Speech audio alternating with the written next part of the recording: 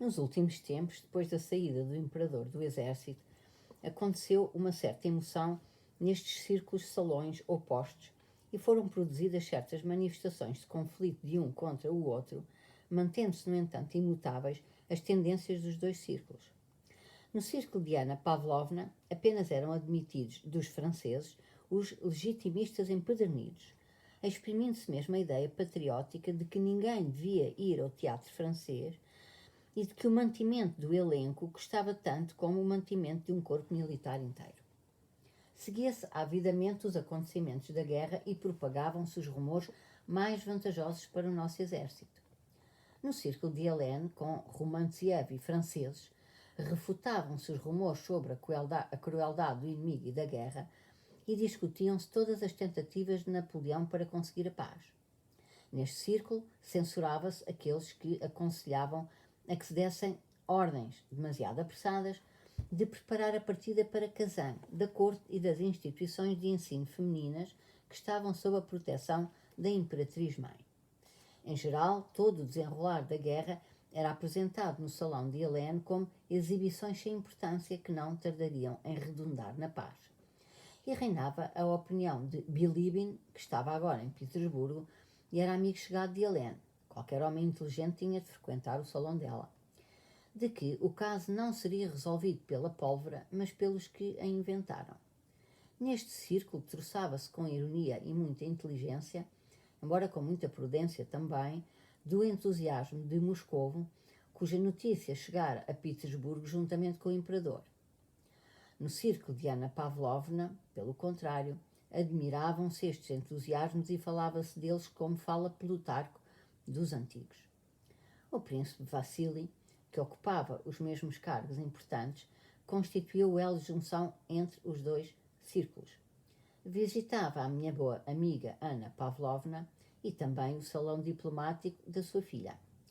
E muitas vezes, em virtude de passagens constantes de um campo para outro, confundia as coisas e dizia em casa de Anna Pavlovna o que era para dizer na casa de Helene e vice-versa. Pouco tempo depois da chegada do imperador, o príncipe Vassili encetou, no salão de Anna Pavlovna, uma conversa sobre o desenrolar da guerra, censurando implacavelmente Barclay de Tolly e mostrando-se indeciso em relação a quem deveria ser nomeado comandante em chefe. Um dos convidados, qualificado como um homem de muito mérito, ao contar que nesse dia vira Kutuzov eleito chefe da milícia de Petersburgo, a receber as milícias na tesouraria, tomou a liberdade de exprimir a opinião, cautelosamente, de que Kutuzov seria a pessoa que satisfaria todas as exigências. Anna Pavlovna sorriu tristemente e observou que Kutuzov, além de desgostos, não dava mais nada ao imperador. Eu sempre o disse na Assembleia dos Nobres, interrompeu o príncipe Vassili, mas não me deram ouvidos. Disse que a eleição dele para chefe da milícia não ia agradar a sua majestade. Não me deram ouvidos. Tem uma mania qualquer de criticar, continuou. E diante de quem? E tudo por queremos macaquear os entusiasmos estúpidos de Moscovo, disse o príncipe Vassili, confundindo por um momento as coisas e esquecendo-se de que era no salão de Helene que se devia ironizar com os entusiasmos moscovitas, enquanto no salão de Anna Pavlovna era preciso admirá-los. Mas emendou imediatamente. Será conveniente para o conde Kutuzov, o mais velho general da Rússia, ficar-se pela tesouraria e sem ver resultados dos seus esforços. Será possível que se nomeie para comandante em chefe um homem que não pode montar a cavalo, que adormece durante o conselho, um homem com um feitio horrível, como ele se portou em Bucareste? Já não falo das suas qualidades como general. Mas será possível, num momento destes, nomear um homem senil e cego, literalmente cego? Que lindo, um general cego. Ele não vê nada. Aquilo só para brincar à cabra cega. Não vê absolutamente nada. Ninguém o contradisse. Isto, no dia 24 de julho, era absolutamente justo. Mas no dia 29 de julho foi concedido a Kutuzov o título de príncipe. O título de príncipe podia também significar que queriam desfazer-se dele. E por isso a opinião do príncipe Vassili continuava a ser justa, embora não tivesse muita pressa de a repetir agora. No entanto, a 8 de agosto, reuniu-se o comitê composto pelo general Marshal de Campo Saltykov, Arakchev, Vyazmitynov, Lupokhin e Kochubey para a discussão dos assuntos de guerra. O comitê decidiu que os malogros provinham da dualidade de poder, e apesar de os membros do comitê saberem da antipatia do imperador por Kutuzov, depois de uma curta discussão decidiram propor a candidatura de Kutuzov para o cargo de comandante em chefe. No mesmo dia, Kutuzov foi nomeado comandante plenipotenciário dos exércitos e de todo o território por eles ocupado. Em 9 de agosto, o príncipe Vassili voltou a encontrar-se no salão de Anna Pavlovna com o homem de muito mérito. O homem de muito mérito estava a bajular Anna Pavlovna porque queria obter a nomeação para o cargo de curador da instituição de ensino feminino da Imperatriz Maria Fyodorovna. Pois bem, já sabe a grande novidade, o príncipe Kutuzov é marechal. Todas as divergências acabaram. Estou tão feliz, tão contente, dizia o príncipe Vassili. Enfim, é esse o homem, proferiu ele, passando um olhar significativo e severo por todos os que estavam na sala. Homem de muito mérito, apesar do seu desejo de obter o cargo, não conseguiu conter-se e lembrou ao príncipe Vassili a sua posição anterior. Era uma falta de delicadeza tanto em relação ao príncipe Vassili em pleno salão de Anna Pavlovna, como em relação à própria Anna Pavlovna, que recebia a notícia com a mesma alegria, mas o homem não conseguia parar. Mas não se diz que ele é cego, meu príncipe, disse evocando as palavras recentes do príncipe Vassili. Deixe lá que ele vê o suficiente, disse o príncipe Vassili rapidamente, com a sua voz de baixo e tossicando, ou seja, com a voz e com a tosse de quem, com que resolvia todas as complicações. E o que mais me contenta, continuou, é o facto de Sua Majestade lhe ter dado plenos poderes sobre todos os exércitos e sobre todo o território. Um poder que nunca qualquer comandante em chefe teve antes. É mais um autocrata, concluiu com um sorriso triunfante. Que Deus o ajude, disse Anna Pavlovna. O homem de muito mérito, ainda novato na sociedade cortesã, desejando lisonjear Anna Pavlovna, justificando a opinião anterior dela, disse: consta que Sua Majestade entregou o poder a Kutuzov a contragosto. Diz-se que ele corou como uma donzela a quem lessem Joconde, quando lhe disse o soberano e a pátria concedem esta honra. Talvez não pusesse nisso o coração, disse Anna Pavlovna. Oh, não, não. O príncipe Vassili saiu na defesa ardorosa de Kutuzov. Desde agora, não mais deixaria alguém criticar Kutuzov. Na opinião do príncipe Vassili, não só Kutuzov era bom por si mesmo, mas também era adorado por todos. Não pode ser, até porque já antes Sua Majestade sabia dar-lhe um alto valor. Que a vontade de Deus seja a de Kutuzov tenha o poder real. A de que Kutuzov tenha o poder real, disse Anna Pavlovna, e não deixe ninguém meter-lhe os pauzinhos na engrenagem. O príncipe Vassili percebeu de imediato quem era este ninguém. Disse num sussurro: eu sei de fonte verídica que Kutuzov conseguiu, como condição obrigatória, que o príncipe herdeiro não estivesse no exército. Sabe o que ele disse ao imperador? E o príncipe Vassili repetiu o que supostamente Kutuzov teria dito ao imperador. Não posso castigá-lo se ele agir mal, nem condecorá-lo se ele agir bem. O príncipe Kutuzov é um homem inteligentíssimo. E que caráter! Conheço-o há muito tempo. Dizem, inclusivamente, interveio o homem de muito mérito, que ainda não possuía a delicadeza cortesã, que o príncipe impôs também a condição obrigatória de que o próprio imperador não pusesse os pés no exército. Mal ele disse isto, o príncipe Vassili e Anna Pavlovna viraram-lhe as costas e, suspirando à vista de tanta ingenuidade, trocaram olhares tristes. 7. Enquanto acontecia isto tudo em Petersburgo, os franceses já tinham passado Smolensk e aproximando-se cada vez mais de Moscou. Aproximavam-se. Diz Thiers, historiador de Napoleão, da mesma forma que os outros historiadores de Napoleão, e tentando desculpar o seu herói, que Napoleão foi atraído involuntariamente para as portas de Moscou.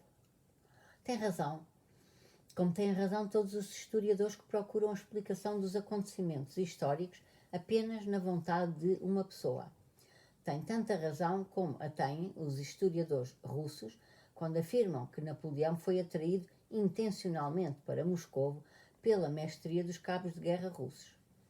Aqui, além da lei da retrospecção, que apresenta todo o passado como um processo de preparação do facto consumado, existe ainda a reciprocidade que tudo confunde. Um bom jogador que perdeu uma partida de xadrez convence sinceramente de que perdeu por causa de um erro que cometeu, indo procurar esse erro ao início do jogo, mas esquece-se de que fez erros em todo o jogo, que nenhum dos seus lances foi perfeito. O erro que aponta apenas é mais visível para ele porque o seu adversário o aproveitou. Mas o jogo da guerra é muito mais complicado do que este. Desenrola-se em determinadas condições de tempo e em que não é uma vontade que manipula peças inanimadas, ocorrendo colisões de múltiplas vontades das quais tudo decorre. Depois de Smolensk, Napoleão procurou travar uma batalha além de Dorogobuz, nas cercanias de Vyazma, e depois perto da aldeia de Tsiarov-Zaibich. Aconteceu, porém, que em virtude da coincidência de circunstâncias várias, até Borodino, a 112 verstais de Moscovo, os russos não podiam entrar em batalha. Em Vyazma, Napoleão deu ordem de avanço direto contra Moscovo. Moscovo, a capital asiática deste grande império, a cidade sagrada dos povos de Alexandre, Moscovo com as suas inúmeras igrejas em forma de pagodes chineses. Esta Moscovo não deixava em paz a imaginação de Napoleão. Na etapa de Vyazma até Tsariovo-Zaimich, Napoleão cavalgava no seu esquipador anglizado, acompanhado pela guarda imperial, a escolta, os pajens e os ajudantes de campo. O chefe de Estado-Maior, Berthier, ficou para trás para interrogar um prisioneiro russo apanhado pela cavalaria. Depois, a galope, acompanhado pelo intérprete, Legorne e Deville, juntou-se a Napoleão e, com uma cara alegre, fez parar o cavalo. E então? Perguntou Napoleão. Um cossack de Platov. Diz que o corpo de Platov se junta ao exército principal e que Kutuzov foi nomeado comandante em chefe. Muito inteligente e falador. Napoleão sorriu. Mandou dar um cavalo ao cossack e trazê-lo até junto de si. Queria falar com ele pessoalmente. Vários ajudantes de campo foram cumprir a ordem e, decorrida uma hora, o servo de Denisov, que este tinha oferecido a Rostov, ou seja, Lavrushka, de casaco de impedido, montado na sela da cavalaria francesa, com uma cara malandra, bêbada e alegre, aproximou-se de Napoleão. Este mandou-o cavalgar a seu lado e começou a interrogá-lo. É cossaco? Sou, Vossa Senhoria.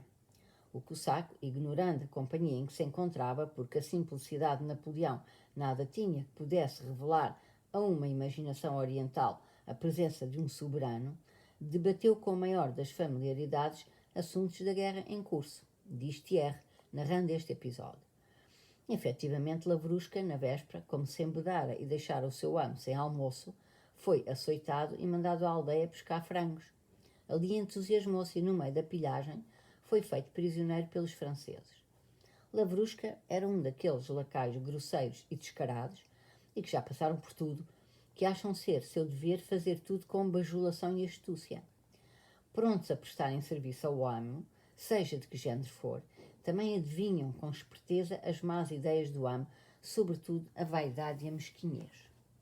Ao ficar na companhia de Napoleão, que reconheceu logo e facilmente, Lavrushka não se embaraçou, tentando apenas agradar, da melhor maneira, aos seus novos senhores. Sabia muito bem que aquele era Napoleão em pessoa, mas a presença de Napoleão não o atrapalhava mais do que a presença de Rostov ou a do vago mestre com as vergastas, porque não tinha nada que pudessem privá-lo, o vago mestre ou Napoleão. Disparatava contando tudo o que se dizia entre os impedidos e muito mais do que dizia era verdade. Mas quando Napoleão lhe perguntou o que pensavam os russos sobre a questão de vencerem Bonaparte ou não, Lavrushka franziu os olhos e ficou pensativo. Via naquilo uma manha sofisticada, como as pessoas como Lavrushka veem sempre em tudo. Ficou carrancudo e por uns instantes calado. Isto é assim. Se houver batalha, disse ele numa pose de reflexão, e se a batalha for já, é de certeza uma coisa. Ora, se passarem 3 dias da data, essa batalha vai adiar as coisas. Para Napoleão, Lelorgne e Deville, sorrindo, traduziu assim. Se a batalha fosse travada nos próximos 3 dias, os franceses ganhá-la-iam, mas se fosse mais tarde, Deus sabe o que aconteceria. Napoleão não sorriu, embora estivesse de visível bom humor, mandando que lhe repetissem essas palavras.